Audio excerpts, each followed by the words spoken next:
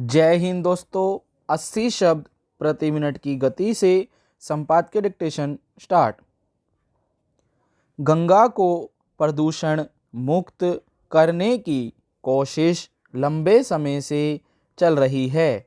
इसके लिए करीब 35 साल पहले गंगा कार्य योजना शुरू की गई थी। तब से इस पर सैकड़ों करोड़ रुपए बहा दिए गए, मगर नतीजे के रूप में यही सामने आया कि गंगा निरंतर और गंदी होती गई। फिर नमामि गंगे परियोजना शुरू की गई। इसके लिए एक अलग मंत्रालय भी बनाया गया।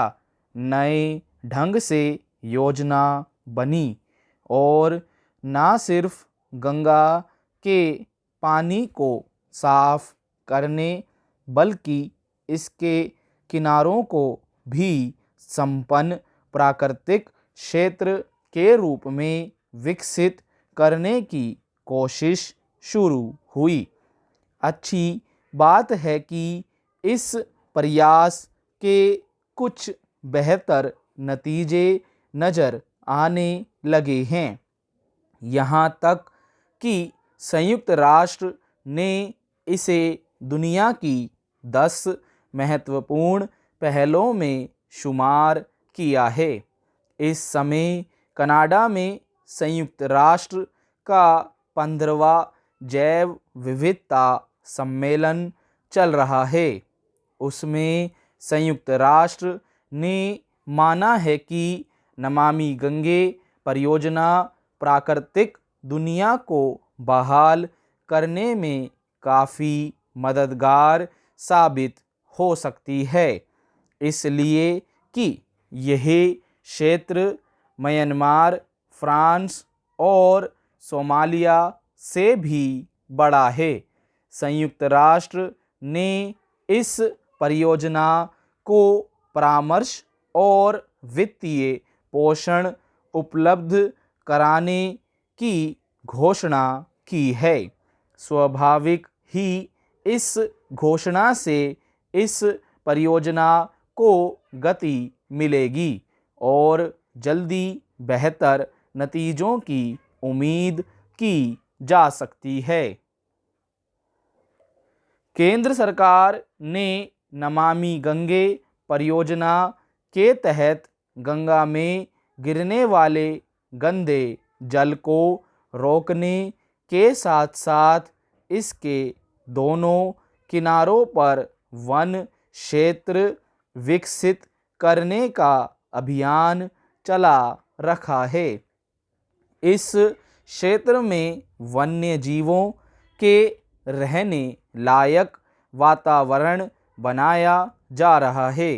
इस तरह गंगा के दोनों पाटों के इलाकों में खेती और वहाँ रहने वाले लोगों के स्वास्थ्य पर पड़ने वाले दुष्प्रभाव को रोका जा सकेगा। एक विशाल हरित पट्टी तैयार होने से पर्यावरण प्रदूषण और स्वाभाविक जलवायु परिवर्तन के कारकों को कम करने में मदद मिलेगी। पिछले कुछ सालों के अनेक अध्ययनों में ये तथ्य उजागर हुए थे कि गंगा में प्रदूषण बढ़ने की वजह से न सिर्फ पेयजल उपलब्ध कराने और उसके जल जीवों की सेहत की दृष्टि से समस्या गहरी हुई है, बल्कि इसके दोनों किनारों पर बसे गांवों के लोगों के स्वास्थ्य पर भी बुरा प्रभाव देखा जा रहा है। खेतों में जहरीले रसायन घुल चुके हैं जो वहाँ उगने वाले अनाज के माध्यम से दूसरे लोगों की सेहत पर भी बुरा असर डाल रहे हैं। इस दृष्टि से गंगा को पूरी तरह प्रदूषण मुक्त करने का अभियान चलाया गया है। अभी तक 230 विभिन्न संगठनों की मदद से गंगा के करीब 30,000 हेक्टेयर क्षेत्र का वनीकरण किया जा चुका है। स्टॉप।